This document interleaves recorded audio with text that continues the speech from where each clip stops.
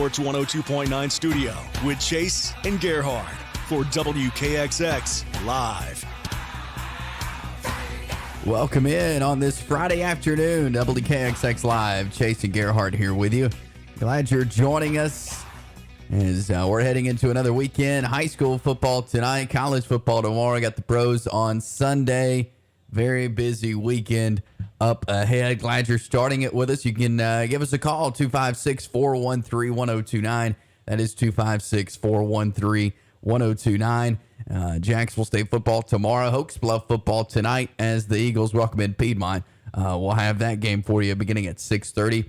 We're with you for 1 hour today until 3 o'clock, and then we'll turn it over to the press box. And I'm kind of glad we have a 1 hour show today. The voice is just getting worse as the day continues. Yeah, you got to keep that thing healthy for the Eagles tonight, and that should be a good game. But yeah, the weather this week, kind of, I'm pretty sure did a number of things to people's voices in and around. I'm pretty sure you're not the only one that's feeling the effects of that cold blast this week. But yeah, so the abbreviated show really helps you out. Yes, it does. But we got a lot to cover over the next hour, and we'll start in high school football as a number of good games tonight. We get to this point of the season, and it is a lot of games deciding either seeding. Are you going to be 1, 2, 3, 4? You're going to be home or away in the playoffs, or if you're going to be the region champs. And a lot of those games on the line. Just a few local games that have some meaning. Oxford is on the road at Center Point. Now, Center Point 7-1 on the year, Oxford 4-4. But if you look at the way, Gerhard, that Oxford played Clay Chalkville last week, 25-20 was the final. They were able to stay in that game. I think they could make this one interesting. No doubt about it. I think Oxford is playing with a little bit more confidence right now going into this matchup against Center Point. And they're on the road. They were on the road last week. And obviously, in my opinion, being able to take a team as talented as Center Point is, and to take a team, obviously, like they saw last week, there won't be any butterflies. This will be a good situation for Oxford. They'll get to see if they can improve their seeding. We obviously, know that they got one of the spots, and we'll see if they can improve it a little bit tonight. Another big one tonight, 3A Region 6 game, Plainview at Ohatchee. Now, if 2 weeks ago you said Ohatchee was playing for a spot in the playoffs tonight, I don't know if I would have believed you, but they are. Yeah. If Ohatchee beats Plainview tonight, then they very well could get that number 4 spot in the 3A Region 6, just the way all these things have shaken out the last 2 weeks. Yeah, it's the being a part of a really kooky region that doesn't have any clarity. But I think the thing is that what it shows you is that there's so much competitive football right here in the middle of this region. We obviously knew that Piedmont going into the season would be up top of the region, and we figured at some point the rest of the teams would try to factor in. We did not think that Ohatchee would wait till week 7 to do so, but they got guys healthy at just the right time. Yeah. And they start believing, and they never really gave up, and give a lot of credit to them. I mean, they're on a 2-game winning streak. They've held their opponents to 13 points total. And in the meantime, they've scored 70. So that's a recipe for a lot of winning. And if they can do it against Plainview tonight, which Plainview, they've had their share of being on the other side of that, where a game they probably weren't expected to win, they won too. So I think this will be a really great ball game at the Creek Bank. Another good one in 3A Region 4, that is Sachs at Welborn. First of all, right down the road from each other, but it's a battle for the number 3 spot in that region. Randolph County and Dadeville have the 1 and 2 locked up, but the winner of this game, Sachs at Welborn, gets that number 3 seed. The way things are, of course, this region is a southern region. Mm-hmm. Number 4 is going to have a tough road trip to start the playoffs if you lose this game. Yeah, this one's really important, and it's really important because, like you said, that first week of the playoffs. Now, the way that the brackets work is Region 1 will play against Region 2, those matchups 1 through 4 there, and then Region 3 against Region 4. And so the Region 4, they already crowned their champion. Their champion is St. James, one of the best teams in the state.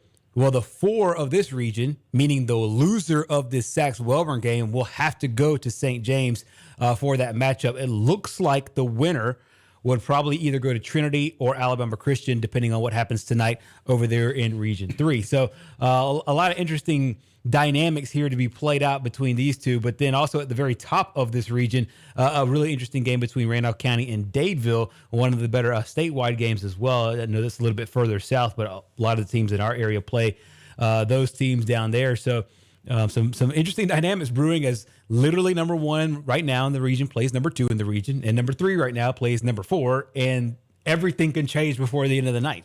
Oh yeah, and that's the fun part of this. In Class 2A, West End goes to Locust Fork, and West End has had a phenomenal season, and they fell to Cleveland last week, but could really use this win over Locust Fork to stay in that 2 spot. Yeah, they definitely can. And this is one of the more competitive regions, once again, in all of Class 2A football. You have your 2A North champion that came out of here from a season ago in Cleveland. And now West End has a chance to be a part of the dance and try to get a big win. Similar to what we just talked about with Saxon Welborn. The same situation looks like it's playing out in that West End Locust Fork game. As of right now, West End's 3, Locust Fork's 4, but they had the same record. So the winner of this game will have the head-to-head. And so we also know Gaston, Pleasant Valley, and Holly Pond are eliminated. So even if Holly Pond does beat Cleveland, which I don't think a lot of people will expect that to happen. So let's say Cleveland ends up winning like they're supposed to win. And let's say Southeastern, they already clinched the region championship. This is for 3-4. So once again, it's another matchup that will determine who goes where in the playoffs. Just for reference sake, the number 4 team will go to Aliceville, who's already claimed the Region 5 championship. Wow. So lots to work out there in 1A Region 6. I think one of the biggest games of the area, Spring Garden at Ragland. And, Spring Garden dropped one early to Wadley, 9-0. I think that was the second or third game of the year. Mm-hmm. They've won every game since. Ragland 6-3. They sit at the top of the region. So this could be a really fun game tonight. Yeah, this was going to be really dynamic for a lot of reasons. I think that these two teams, in my opinion, have a really, really good shot to meet again in the playoffs. And with Ramburn, as you talked about a minute ago, it's a team that's been kind of quiet. Ragland, been kind of quiet, under the radar a bit. I think overall, from a talking perspective, a lot of people in that follow Class 1A football follow it to the south. However, this is a chance for Spring Garden, to claim at least a share there of that top spot in the region. So as of right now, Ragland sits undefeated at 5-0. You have Wadley at 4-1. As you mentioned, Wadley beats Spring Garden head to head, and then Spring Garden takes on Wadley. Ragland. So Spring Garden can give Ragland its one loss and have everybody end up at 5-1 on the season. Meanwhile, Wadley, they go to TCC. So really interesting matchup there, and I'll take. I think this one is interesting for me because I think that we'll have a situation where 3 of these teams, in my opinion, can go very, very deep in the playoffs. I think this is a very, very deep region. I think so too. That's going to be fun to watch. Let's zoom out from Northeast Alabama to the whole state because there are a number of really intriguing matchups involving top 10 teams across the state. We'll start in 7A. And, this is a game people have looked forward to in the last, 5-6 years. Hoover at Thompson, number 2 versus number 1. Yeah, this game has always had huge implications. Once again, it's going to be huge implications. It feels like to me every season that these two teams match up, it's either for the region championship or who goes to the state championship. Yeah. And once again, those two teams can play for those two same scenarios again this year. And honestly, I expect it. Yeah, and certainly. And should be a great one there in Alabaster at Thompson High School. Also in 7A, number 4 Auburn at number 8 Prattville. So another top 10 matchup there for the Tigers and Lions. Yeah, Auburn lost to Central Phoenix City last week. So we will see, kind of what shakes out in that region. I think Auburn, this is a good road test for them. Going on the road, close to the Montgomery area, and we'll see if they can pull off a victory there or if Prattville can pull off the surprise. In Class 6A, you got number 9 Gardendale at number 5 Mountain Brook. Gardendale 6-2, Mountain Brook 7-1. And also you got a 1 versus 3 in Saraland and Theodore. Saraland number 1, Theodore, number 3, both 8-0. So really 2 fun 6A matchups. Yeah, we will get region champions in both of these regions after tonight. As you mentioned, overall, Saraland and Theodore, it's a top 3 battle. Once again, I expect this game to happen again in the playoffs. So tonight's game will determine where that game will be a little bit later on. Both teams undefeated, both in the region and overall. Meanwhile, Saraland did not play last week, so keep that in mind. So they've had extra time to prepare for this game. Meanwhile, same thing situation going on between Gardendale and Mountain Brook. Both teams 5-0. This game is for the region championship, and the winner of this game not only claims that region championship, but they'll get to host either Northridge or McAdory out of the other region. Yep, and in Class 5A, number 7, Faith Academy is at number 1, UMS Wright. There are 8-0, Faith Academy 7-1.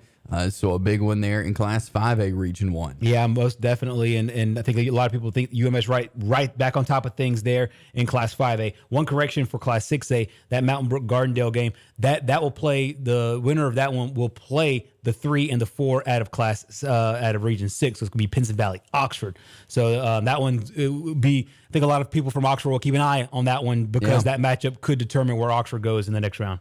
Yes, for sure. Montgomery Catholic and Andalusia. Again, a lot of people have been really intrigued by this game. Number 1, Montgomery Catholic. Number 3, Andalusia. Both 9-0. It's setting up to be a war there in Andalusia. No doubt about it. And I think that if you kept up with football prior to the season, a lot of people thought this would be the matchup. I don't know if everybody thought that both teams would be undefeated coming into this one, determining a region championship there in Region 2, and not to mention that they match up with Region 1 after this one. Lots of possibilities there in Region 1 as you have St. Michael, who is head coached by Philip Rivers. Orange Beach is in there as well as Bayside Academy. There are lots of things can happen there in Region 1. So this is also for region championship, but also for a really good distinction there between who they play in round 1 of the playoffs. Yeah, for sure. Also, Priceville and Randolph, a top 10 matchup in 4A. In 3A, we mentioned Saxon Welborn playing here locally, but Randolph County, number 9, Dadeville, number 7, both undefeated. And again, it's the region title. And one of these teams is going to get their first loss here in week 9. Yeah, as I said earlier, the luck of the draw is basically this is 1 versus 2 and then 3 versus 4. So we'll have our champion and our runner-up in this region determined by this game. And then we'll have the 3-4 with the Sax Welborn. And then in Class 2A, Reeltown, number 5, they are at number 2, Highland Home. Highland Home undefeated on the year. And in 1A, you got number 2, Leroy at 7-0, and number 9, Milry at 8-1. Both games, I think, in my opinion, really, really big for Class 2A South, Reeltown, and Class 1A South, in where Leroy and Milry is. I believe that Leroy is probably one of the better teams in the state. Same thing with Highland Home. It's a really proud program, athletic program altogether, not just football, but basketball as well, where they show their skills. Yeah, so some really good matchups across the state. Again, last week of region play is tonight, and so next week we'll have all the regions set as far as who will be going in what spot to the playoffs. So region play ends tonight. Some teams will have byes next week, and some teams will have some rivalry games and such as well. But lots of great high school football is happening tonight. We'll grab a break here, hit on some college football coming up next. Stick around. We got more WKXX Live here on this Football Friday next.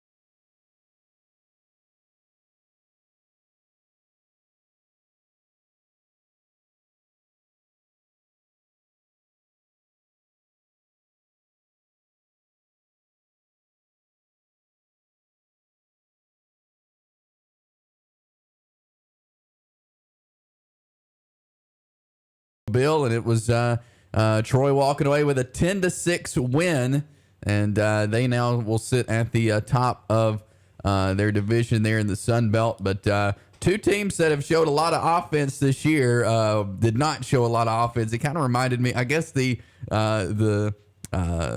NFL Thursday night games the last couple of weeks bled over into the college game last night. I think the football gods heard us, and they were like, you know what? Yeah, you hate all these low-scoring NFL games, but we're going to take this to college, and we're going to take this to a rivalry.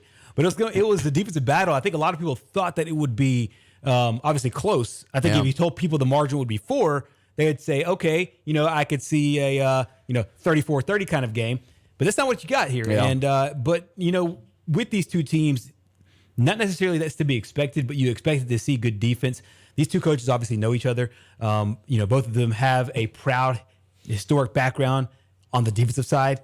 And at the same time, too, they both know each other's tendencies, and there's enough on tape to get ready for and prepare their guys for. So just as far as knowing what the other team's going to do, wasn't as impressed by that. But, I mean, I'll tell you what, the hitting, the lack of turnovers, I mean, you think 10-6, you just think that, people wasting opportunities. No, that wasn't the case. I mean, South Alabama got a field goal in the second and then got a field goal in the fourth. A touchdown early on for Troy in the second quarter, and then tacked on that field goal late.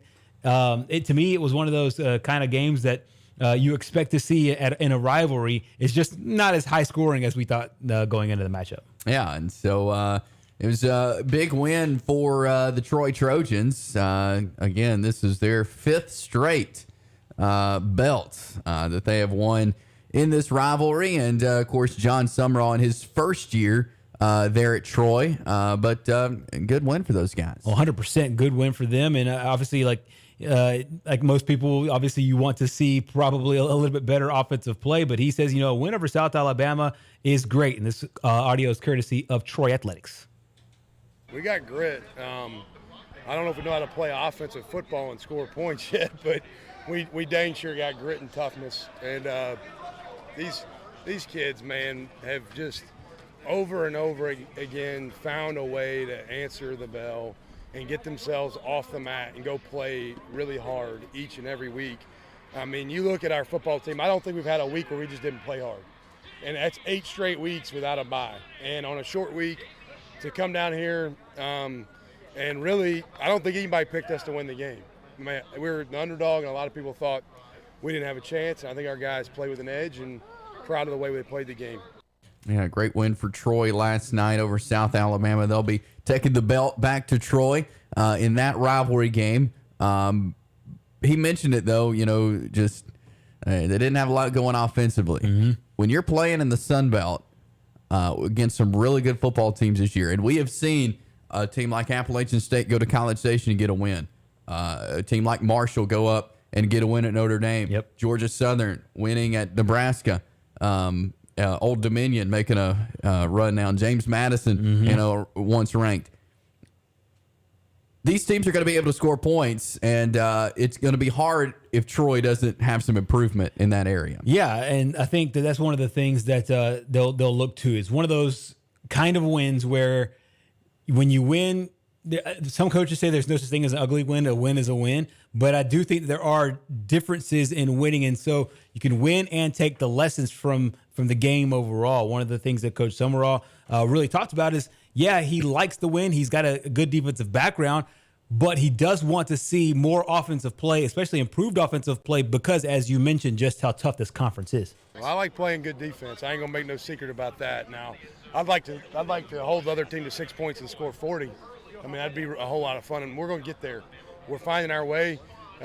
We did some good things at times offensively, but to win games different ways and win maybe some games that are ugly, and at the same time, you got to know what the strength maybe of your team is from a veteran standpoint.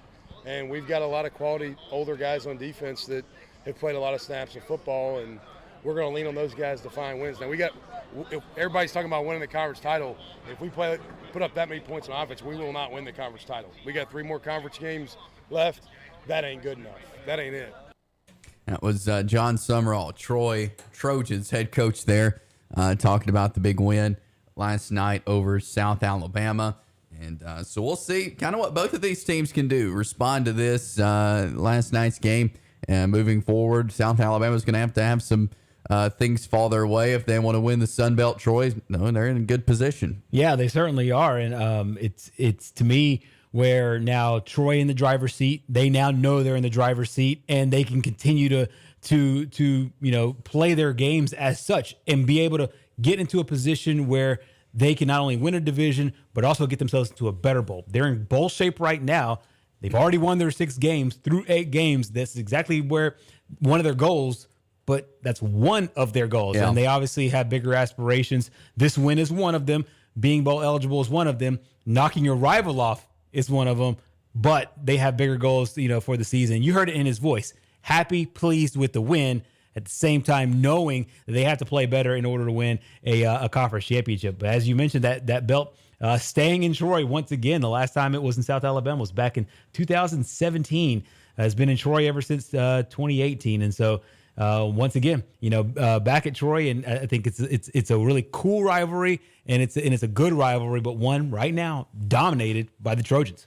And so that was a fun game last night. We're going to have some more fun games this weekend. And one of those I think has potential too is Alabama hosting Mississippi State. Alabama coming off the loss to Tennessee. Mississippi State coming off a loss to Kentucky. They stayed in the top 25 at number 24.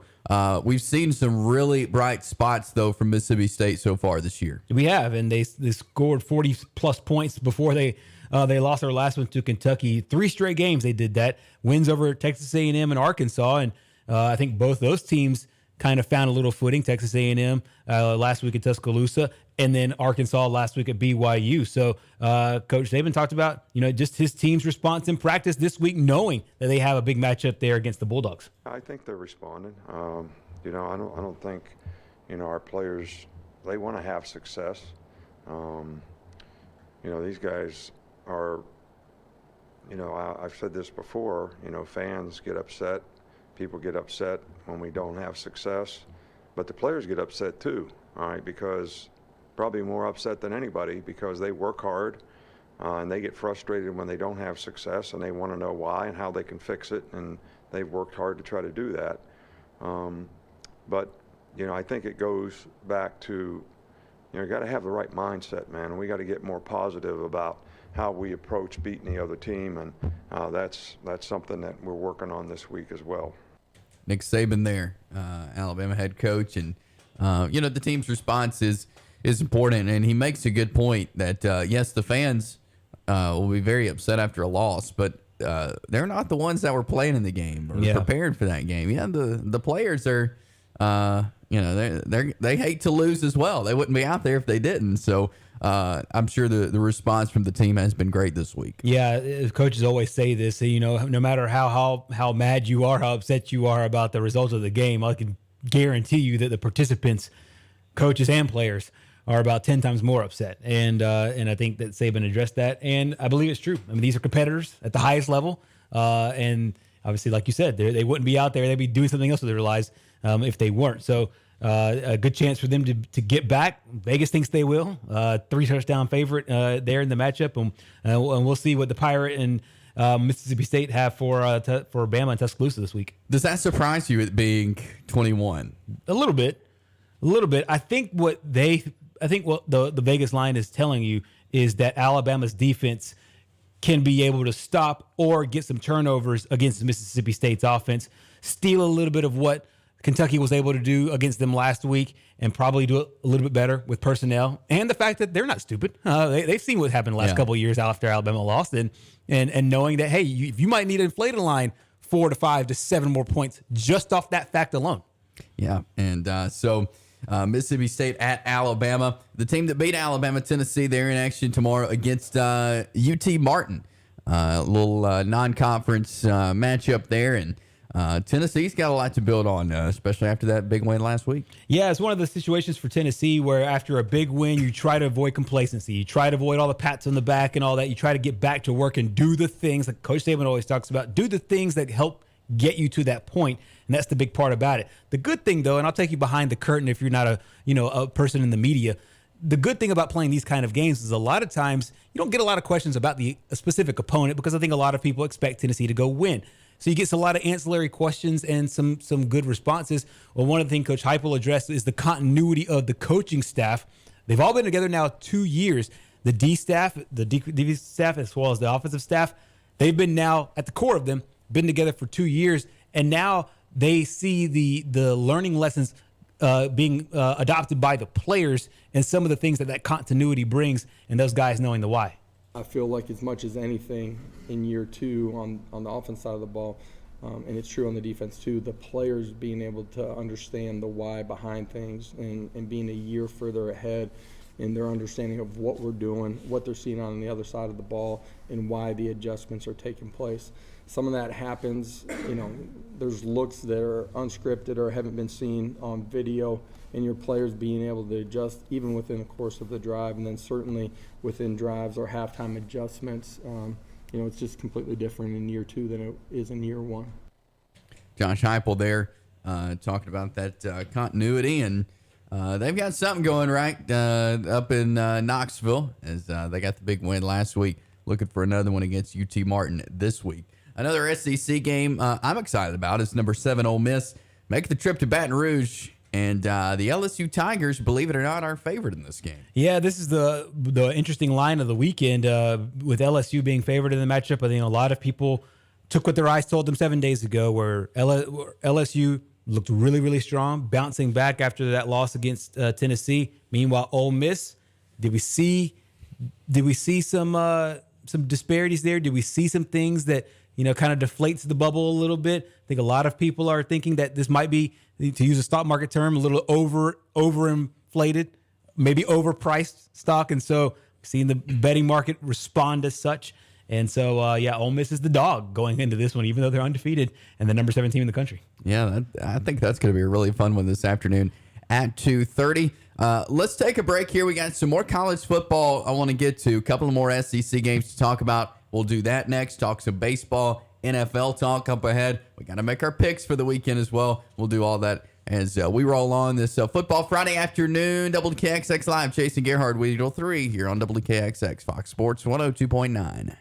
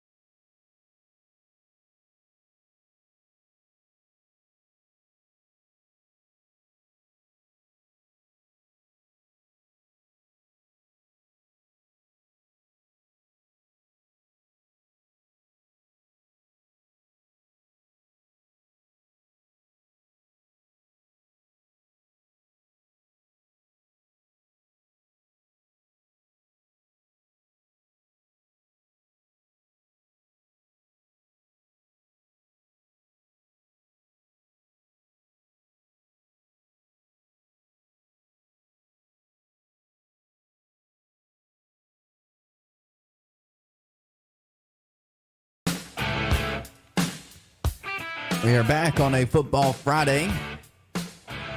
Chase Robinson, Gerhard Mathangani here with you as we're talking some college football. We've previewed several of the SEC games. Want to hit on a couple of more now, and Vanderbilt makes the trip to Missouri. You know, this is a game, Missouri's a 14-point favorite. Missouri's been so close in so many games this year. You know, they want to be able to get a good SEC East win tomorrow. Yeah, I think a lot of people projected that they would not win a game in conference, and I think that, you know, for Vanderbilt, this is a chance for them to be able to get that victory. Meanwhile, also for Missouri coming in, as you mentioned, that they looking for their first SEC win as well, a good chance to get it. So, you know, a couple of teams that are really fighting for something, and Missouri's knocked on the door a bunch of times. Vanderbilt's looked good sometimes during the season, especially early on against inferior opponents. So we'll see if, you know, which team will get off to the right foot. I think the start of this game is very important. I think that the longer Vanderbilt is able to hang on there, they're able to, you know, try to get the win. But if Missouri comes out and do what they're supposed to do early on in this game, I expect the Tigers to get the W at home. Yep, so that is happening tomorrow, Vanderbilt at Missouri. Another one I think is going to be a really good game and really has the potential to be is Texas A&M at South Carolina. They've got the Aggies a 3-point favorite there in Columbia. I think this is another interesting matchup because, you know, both teams, number one, coming off the bye. Secondly, the last time we saw both teams, we saw some good. Yeah. And I think that for one team, I mentioned this yesterday, for one team, it was actually better, in my opinion, if they would have kept playing. That's South Carolina, because they got that big win over Kentucky last time we saw. And then for Texas A&M, probably the rest came at a good time because, you know, they had played a bunch of straight games, and at the same time, it was a roller coaster. I mean, you lose to App State, you beat Miami, kind of a roller coaster game, and then a roller coaster season so far, and then you play really well in Tuscaloosa. You kind of know where you're good and where some of your deficiencies are. I don't know if we've answered anything as far as Texas A&M's offense goes, but right now, as far as the Vegas line goes, South Carolina is the favorite at home in a really tough place to play. And last time we saw South Carolina at home, granted, it was South Carolina State, but they put up 50 points in their last home game and 56 the time before that. None of those opponents are going to be what Texas A&M is, especially defensively. But with Texas A&M coming in on a 2-game losing streak and South Carolina coming in on a 3-game winning streak, playing at South Carolina, this line is really interesting.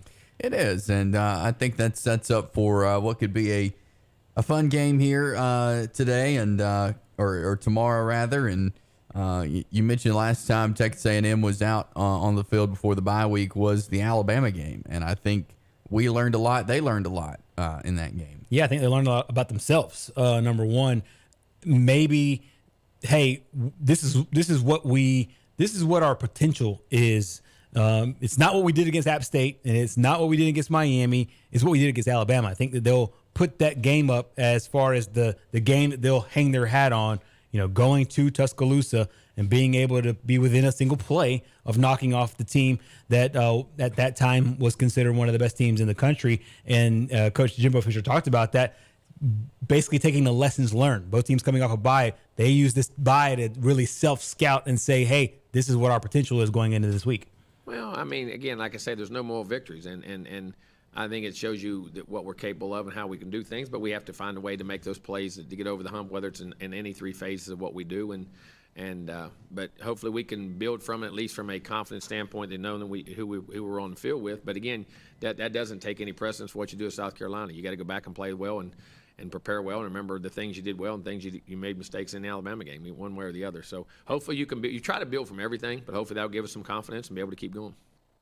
Jimbo Fisher there, and he'll be leading his team there into Williams-Brice Stadium in Columbia, South Carolina tomorrow. Should be a good one there against the South Carolina Gamecocks. A number of great matchups happening tomorrow outside of the SEC, but a battle of unbeatens in the ACC. And it's hard to believe you're saying that, talking about Syracuse, but Syracuse 6-0, taking on Clemson. Yeah, the good football in New York continues. The Jets, the Giants, and the Syracuse Orangemen. But Vegas doesn't have a whole lot of faith in them. No. A 14-point underdog going to Clemson. Now, I know Clemson's a tough place to play, just like Williams-Brice, South Carolina, but 14 points is a lot. If you think you like the Orangemen, you got a shot there with some good money.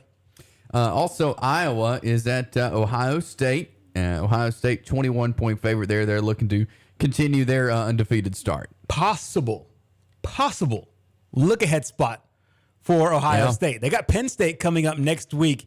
Basically, the only marquee game of their schedule to date, outside of the Nebraska game or the Notre Dame game that we saw earlier. Possible look ahead spot. So we'll see if Iowa can keep it close.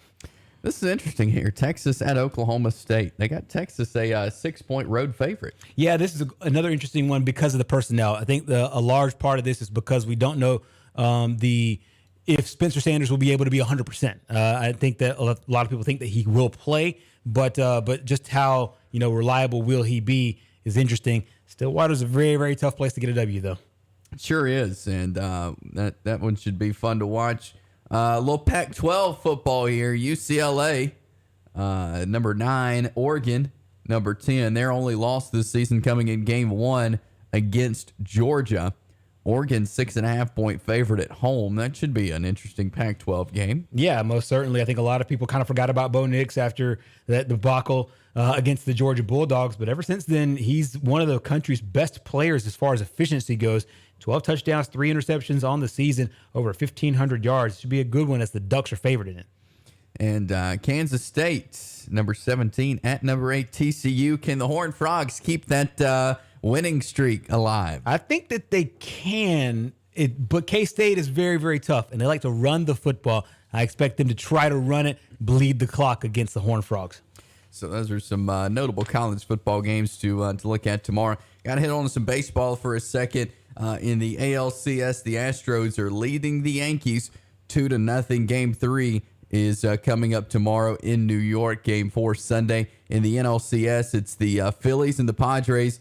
Both have won a game. Game 3 tonight in Philly. Game 4 tomorrow. Games 5 will be on Sunday. World Series a week from today. Can the Yankees come back on the Astros? I definitely think so. Like I said yesterday, I believe both teams will take care of their home field. The Astros did it in Houston. The Yankees have a chance to do it this weekend. Meanwhile, the other series, it feels like a toss-up between the Phillies and Padres. Those two teams just keep going back and forth and back and forth. So whoever comes out of here this weekend, we might have our game set by early next week. The World Series set. So we'll see how it all shakes out. Yes, and so that's some baseball for you. And again, World Series week from tonight. That's exciting. Want to get into some NFL coming up next. We'll roll into our final segment. We'll have our picks, give you some NFL news. There's a bit of that today. We'll do that on the other side. B-Dubs Cocktail.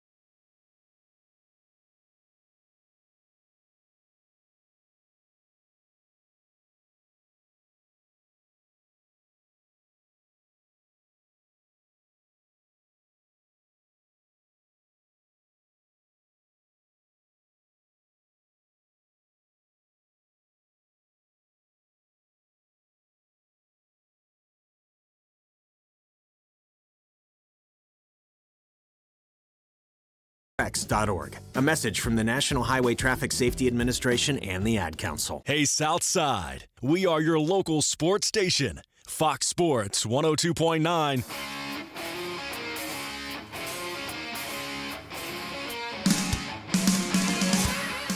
We roll on this Friday afternoon, Football Friday. Chase Robinson, Gerhard, Mathangani here with you. Appreciate you joining us as we will continue talking some football from the professional side of things as the NFL getting ready for another weekend.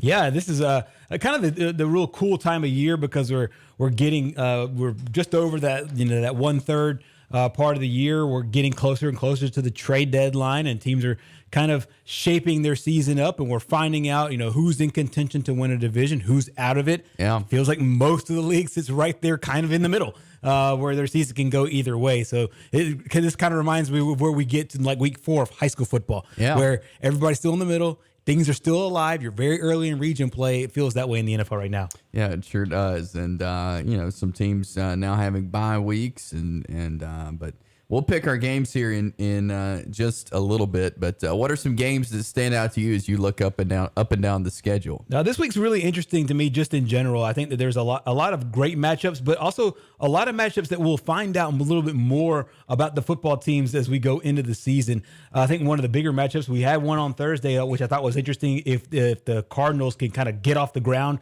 from what happened a season ago. The Dallas Cowboys will have their quarterback back, Dak Prescott, this week. They face off against the Lions. That shouldn't be a too terribly hard matchup, but an interesting situation going on there. Meanwhile, another big matchup that I didn't think would be good at the beginning of the season, which I think is interesting now, is the Seattle Seahawks and the LA Chargers into that matchup. The Seahawks playing really well behind Geno Smith. Meanwhile, the Chargers got that big win on Monday night, playing on a short night of rest. Also, the Monday night game between the Patriots and Bears is really interesting. Two kind of young quarterbacks in the game.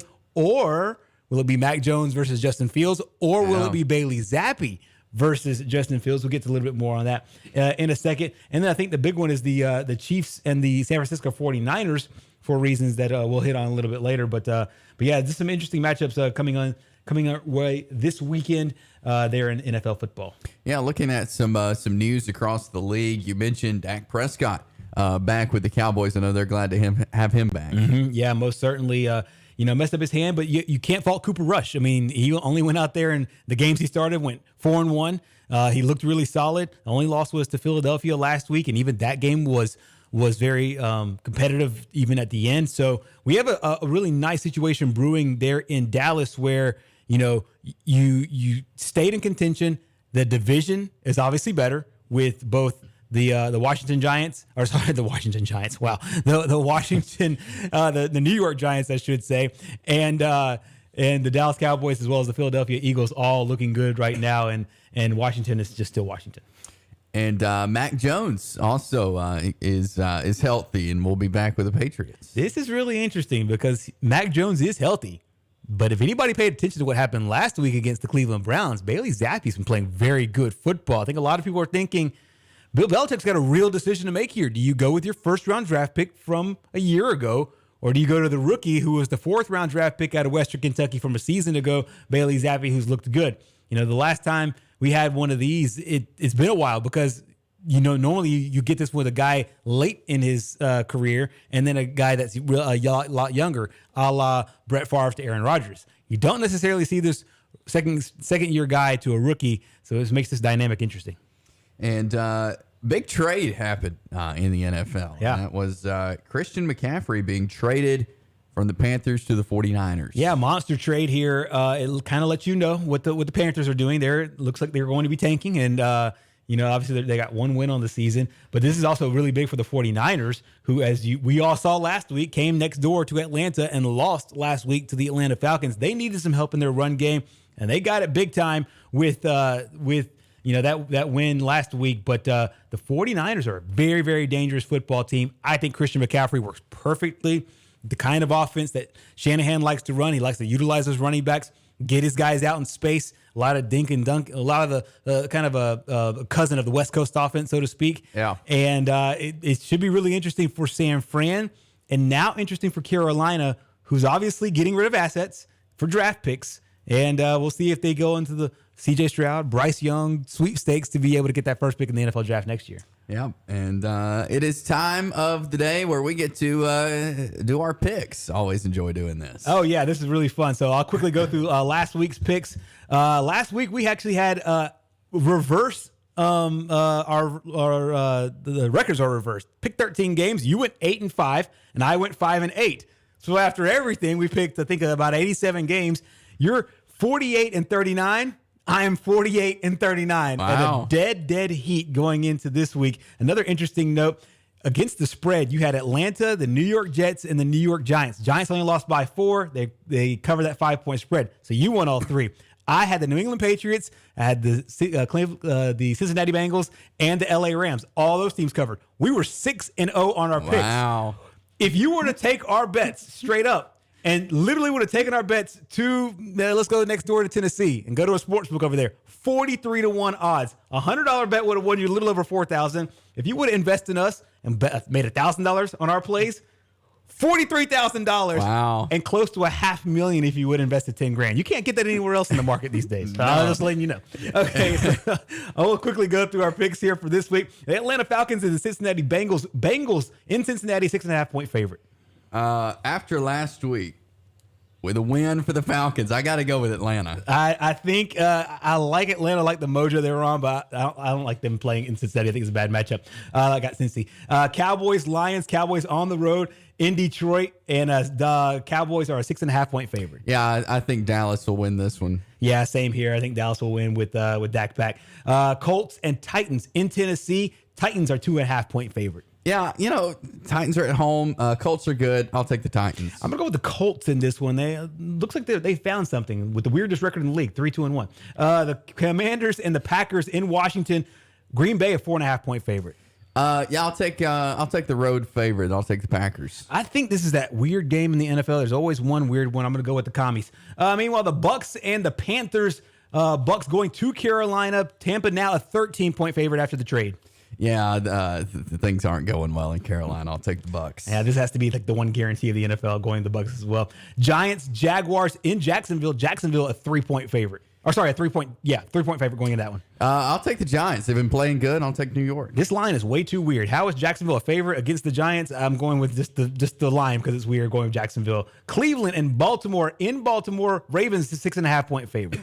Yeah, I'll take the Ravens. Yeah, I think I'm going to go with the Browns on this one. A little bounce back game there for Cleveland. I'll go with the Browns. It's a pick'em game between the New York Jets and the Denver Broncos in Denver. I'll take the Jets. I was going back and forth on this one too. I don't like what I've seen from the Broncos, but I'm just going to go with the Broncos because they're home. Raiders and Texans in Las Vegas. Raiders a 7-point favorite. Yeah, give me the Raiders. Yeah, I'm going to go with the Raiders at home as well. I know it's a division game, but I like the Las Vegas. Seahawks and Chargers in LA. Chargers a 5-point favorite. I like Geno Smith the way he's been playing him in the Seahawks. Okay, I'll ride with the Chargers in this one. Meanwhile, the Chiefs and the 49ers, a good game. I think Christian's supposed to play. The Chiefs a 2-point favorite. Yeah, I'll take the Chiefs. I'll go with the 49ers in that matchup. At home, I think all that trade after the trade, they'll get it done. Dolphins at home Sunday night against the Steelers. Looks like Tua might play. Dolphins a 7-point favorite. Yeah, I'll take the Dolphins. Yeah, too many question marks with the Steelers. I'm going to go with the Dolphins as well. And finally, Monday Night Football, Chicago Bears and the New England Patriots. The Patriots, 7.5-point favorite. Yeah, I gotta roll with the Patriots in this one. Yeah, I don't care who the quarterback is. I'm rolling with the Patriots in that one too. Bills, Rams, Vikings, and Eagles have the buys. As far as my picks against the spread, I'll go with the 49ers. I'll go with the Jaguars, and I will go with the Cincinnati Bengals. Yes, I will take Falcons. Trying to get to I'll take Giants. All right. Falcons and